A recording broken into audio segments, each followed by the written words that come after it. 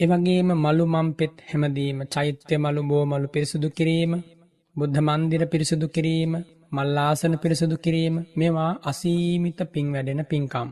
බුදුරජාණන් වහන්සේ වැඩ හිටපු කාලේ එදා ආනන්ද මහා ස්වාමීන් වහන්සේ බුදුරජාණන් වහන්සේට සියලු උපස්ථාන කටයුතු සිද්ධ කළා. භාග්‍යවතුන් වහන්සේගේ අනන්ත ගුණ සිහි කරගෙන උතුමන් වහන්සේ බුදුරජාණන් වහන්සේ වැඩ හිටපු සුවඳ කුටිය අමදලා දුන්නා. චීවර සෝදා දුන්නා. සක්මන් මළුව ඇමදුවා. ඒ වගේම තථාගතයන් වහන්සේගේ දන් වළඳන පාත්‍රයේ සේදුවා. මේ ආදී වශයෙන් බොහෝ වත්පිළිවෙත් ආදරයෙන් සිද්ධ කළා ආනන්ද ස්වාමින් වහන්සේ.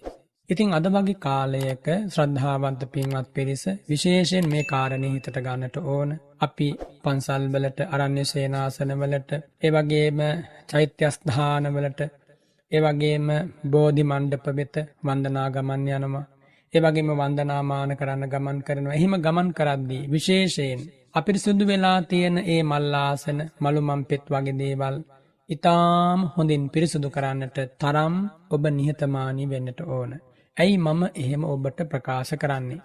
බුදුරජාණන් වහන්සේගේ ශාසනය තුල යම් කිසි කෙනෙක් වත්ත සම්පන්නව, ඒ කියන්නේ සිදු කළ යුතු, හඳුනාගෙන සිදු කළ යුතු වත් පිළිවෙත් හරියට සම්පාදනය කරනවා නම් එයත් සැබවින්ම මේ ධර්ම මාර්ගයේ පුරුදු කරන කෙනෙකුගේ ධර්මයේ දියුණු වීම පිණිස ජීවිතේ අවශ්‍යම අංගයක්. ගිහි වේවා පැවිදි වේවා අපි දෙපිරිසම මේ කාරණේ හිතට ගන්නට ඕන. වත් පිළිවෙත් කිරීම ඊටාම වැදගත් කාරණයක්. මේ බුද්ධ ශාසනයේ පහනක් පූජා කළත් ඒ පහන හොඳට පිරිසිදු කරලා තෙල් ටිකක් ඒ පහනට දැම්මත් උතුරලා යන්නේ නැති විදියට ප්‍රමාණවත් ආකාරයෙන් ඒ පහන තැන්පත් කරන තැන ගැන සැලකිලිමත් වෙමින්, ඒ වගේ මේ පහනේ දැල්ලෙන් නිකුත් වන දුම වදින තැන ගැන සැලකිලිමත් වෙමින් හාත්පස පිරිසිදු කරලා ඒ පහන බොහෝම නිවිච්ච සිතකින්, බුදු ගුණ මෙනෙහි කරපු සිතකින් පූජා කරන්නට ඕන. මලක් පුදුවත් එහෙමයි, සුවඳ පූජා කළත් එහෙමයි, වෙන යම් පූජාවක් සිදු කළත් එහෙමයි. ඊටා පිරිසිදුව, පිරිසුදුකම ඊටාම ඉහළින් සලකන්නට ඕන. ඒ වගේම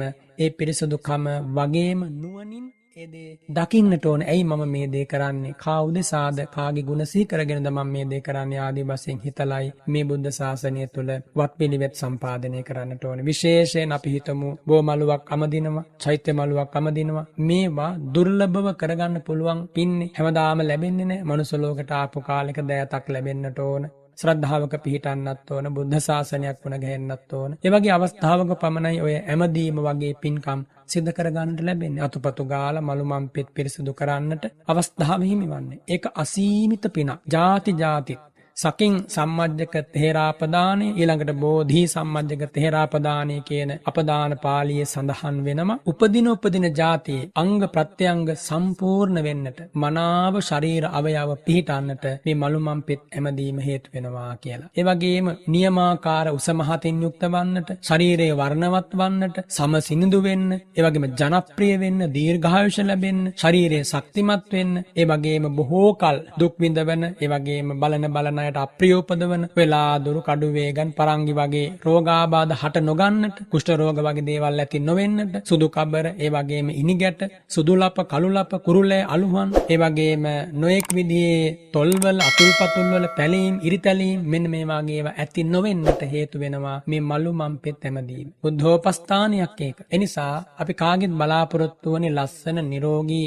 ජීවිතයක් පරිහරණය කිරීම. ඒවා ලැබෙන්නට නම් ඊට අවශ්‍ය කරන පින් පුරලා තියෙන්න ඕනේ. එහෙනම් මේ ලෝකේ ලස්සන රූපයක් තියෙන, සින්දු හමක් තියෙන, දිඝාසිරි ලැබිච්ච මේ කියපු විදියට පිරිපුන් ජීවිතයක් කෙනෙක් ලැබුවා නම් එයා සංසාර ගමනේදී බෝමලු ඇමදුවා, චෛත්‍ය ස්ථාන ඇමදුවා, බුද්ධ මන්දිර ඇමදුවා, ඒ වගේම සංඝාවාස පිරිසුදු කළා, ඒ වගේම සක්මන් මළු පිරිසුදු කළා, ස්වාමින් වහන්සේලා සංඝ රත්නයේ වඩින මාවත් පිරිසුදු කළා. ඒ දේවල් වලින් තමයි ඒ ආනිසංස ලැබෙන්නේ. ඉතින් එනිසා හැමදෙනාම බලාපොරොත්තු වෙනවනේ ලැබිච්ච ජීවිතය ලස්සනට ගත කරන්න, වගේම පරලොවට යනදා සුගතිය උපදින්නත් මේ භව ගමන වැඩි කාලයක් යන්න කලින් අවසන් කිරීමයි බුදුරජාණන් වහන්සේගේ ශ්‍රාවකයන්ගේ බලාපොරොත්තුව. ඉතින් මේ බලාපොරොත්තු ඉෂ්ට කරගන්නට නම් මේ විදිහට ජීවිතේ පිනෙන් පිරෙන්නට ඕන. ඒ ගමනේදී විශේෂයෙන් මේ වත්පිළිවෙත් සම්පාදනය කිරීම කියන කාරණය අපි හැම කෙනාගේම ගිහි පැවිදි භේදයකින් තොරව සිද්ධ කළ යුතුයි කියලායි බුදුරජාණන් වහන්සේ වදාළේ. අපි හිතමුකෝ මේ ජීවිතයේ කෙනෙකුට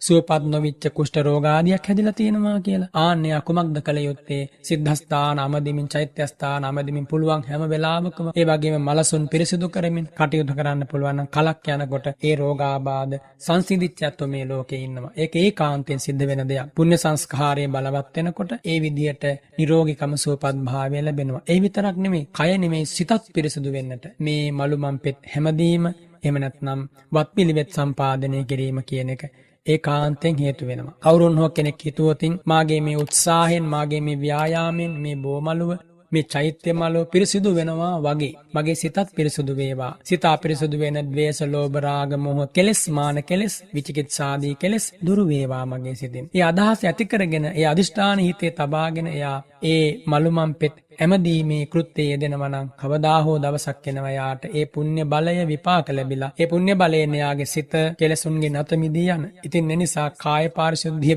පමණක් නෙමෙයි චිත්ත පාරිශුද්ධිය ලබන්නත් මේ වත්පිළිවෙත් සම්පාදනය කිරීම කියන කාරණය අවශ්‍යයෙන්ම අපි හැම දෙනාගේ ජීවිතවල තිබිය යුතුයි. බුදුරජාණන් වහන්සේ වදාරනවානේ ඇමදීම නිසා ආනිසංස 5ක් ලැබෙනවා කියලා. පංචානිසංසා සම්මජ්ජනියා. මොනවද? ඒ ඇමදීමෙන් ලැබෙන ආනිසංස 5 තමාගේ සිත පහදිනවා. අපි හිතමුකෝ බෝමලුවක් අමදලා ඒ බෝමලුව දෙස බලාගෙන ඉන්නකොට ඒ වැලි තුනී වෙලා මනාව කොළරොඩු ඉවත් වෙලා සමසේ ඒ වැලි මලුව දකින්නකොට එයාගේ හිතට සමාධි නිමිත්තක් ඇති කරගන්නට ඒ වැලි මලුව පිරිසුදු ලෙස අමදා තිබීම හේතුවක් වෙනවා. එහෙනම් තමන්ගේ සිත පහදිනවා. පරචිත්තම් පසීද්දති. අන් අයගේ සිතුත් පහදිනවා. දකින්න අය සතුටු වෙනවා. ඒ විතරක් නෙමෙයි දේවතාත්තමනා හෝති. ඒ බෝධීන් වහන්සේලා අධිග්‍රහිත දේවතාවරු ඉන්නවා. ඒ වගේම චෛත්‍යස්ථාන වල අධිග්‍රහිත දේවතාවරු ඉන්නවා. ප්‍රදේශපාලක දෙවිවරු ඉන්නවා. ඒ අය සතුටටපත් වෙනවා. ඒ අය සතුටටපත් වෙනවා කියන්නේ ඒ මලුමන් පෙත් අමදෙන හරියට වත්පිළිවෙත් කරන කෙනා පිළිබඳව මෛත්‍රී පූර්වාංගම බලනවා. එයම එයාට ආශිර්වාදයක් වෙනවා. ඒ නිසා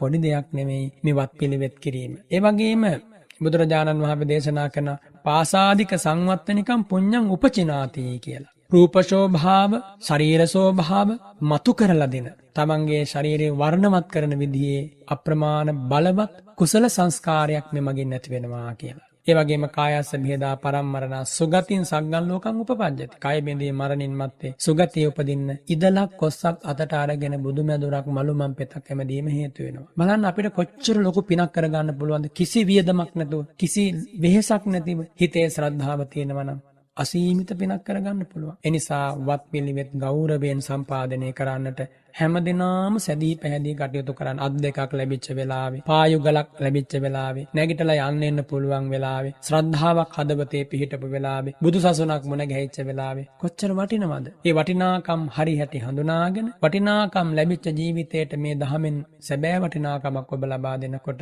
ඔබේ ජීවිතයට එයම අසීමිත ශාන්තියක්, නිවන් මාගේ ගමන් කිරීමක්, බෝධිපාක්ෂික ධර්ම මුහුකුරා යෑමක් කවදා හෝ දවසක විඥා විමුක්තිය සාක්ෂාත් කිරීමට ඒ උපකාර වෙනවා. ඉතින් ඒ නිසා හරියාකාරව මලුමන් පෙත් අමෙදිමින් වත්ත සම්පන්නව ලද හැම මොහොතකම ඔබට කටයුතු කරන්න පුළුවන් නම් ඒ ඔබේ වාසනාව කියන කාරණය මේ වෙලාවේ ඔබට සිහිපත් කරනවා.